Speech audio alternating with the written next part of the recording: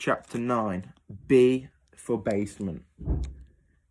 Pacing down the brightly lit corridor outside the children's ward, it suddenly occurred to Tom that he had absolutely no idea where he was going. His new friend Sally had delayed him somewhat, and now the other three children were long gone. What's more, Lord Front Hospital was a spooky place after dark. Distant sounds echoed down the long corridors. The building was tall and wide. There were 44 floors of wards and operating rooms. There was everything from rooms for delivering babies to a mortuary where people were taken after they died. The hospital was home to hundreds of patients and nearly as many staff. At midnight, all the patients should be fast asleep, but there would still be night staff, including cleaners and security guards, roaming the corridors. If Tom was discovered out of his bed, he would be in big trouble. What's more, he was wearing a pink frilly nightdress.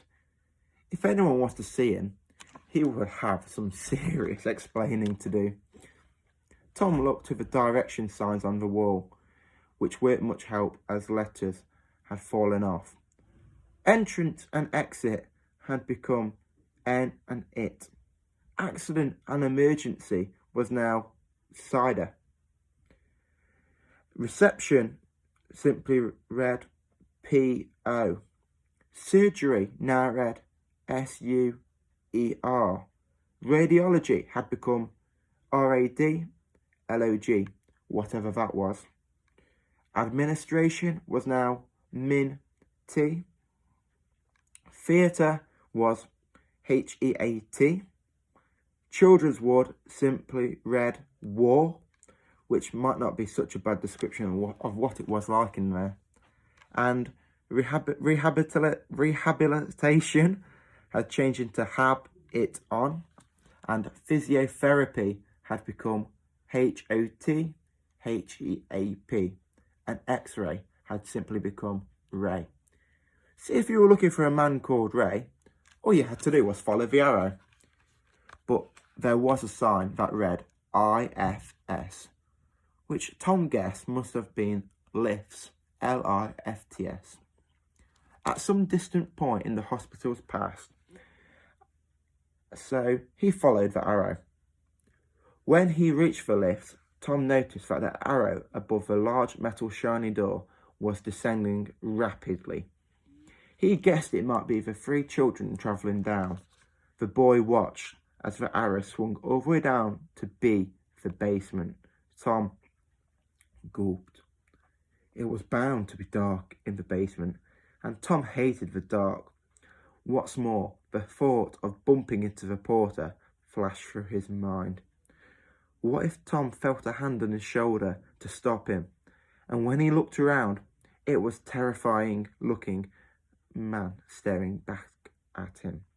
For a moment, the boy felt like turning back, and then realised that Sally might think he was a scaredy cat. So with some hesitation, he pushed the button and waited nervously for the lift to come. Bing! The doors opened. Bing! The doors closed. With his finger trembling, Tom pushed B for basement, and the lift trundled down to the darkest depths of the hospital. With a jolt, the lift stopped. Bing!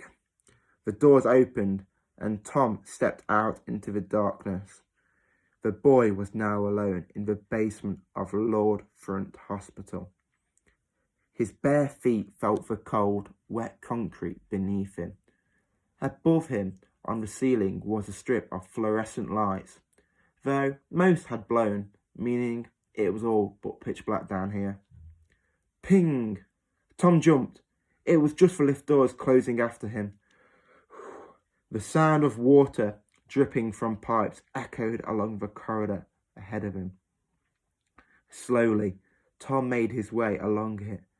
When he came to the end, there were 4 corridors, 2 to the left and 2 to the right. It was a maze down here. The boy looked to see if he could make out any wheelchair tracks on the floor.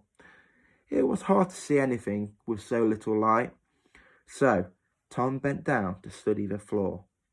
At that moment, a creature brushed past his face. Ah! His scream echoed down the corridor. At first, Tom thought it might have been a rat, but he could just see the creature hopping off. It looked more like a bird. But if it was a bird, what was it doing all the way down here?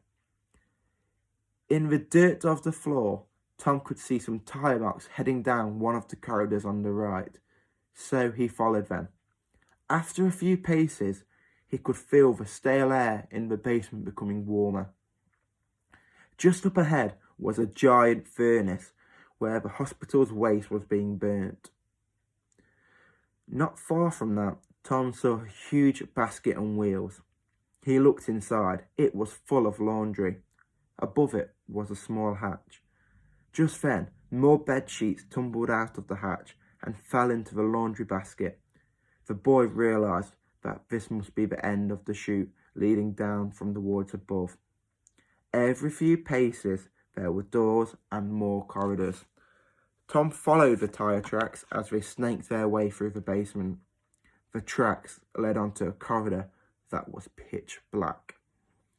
All the lights in this section of the basement must be broken, thought Tom. The boy hesitated before going forward. His worst fear was the dark. Still, it seemed foolish to turn back now. He might be about to find the other children and uncover their secret midnight adventure. Slowly, Tom tiptoed forward.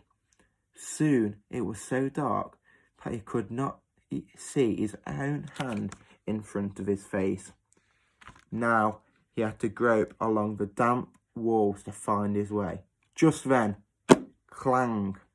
A deafening noise echoed down the basement corridors.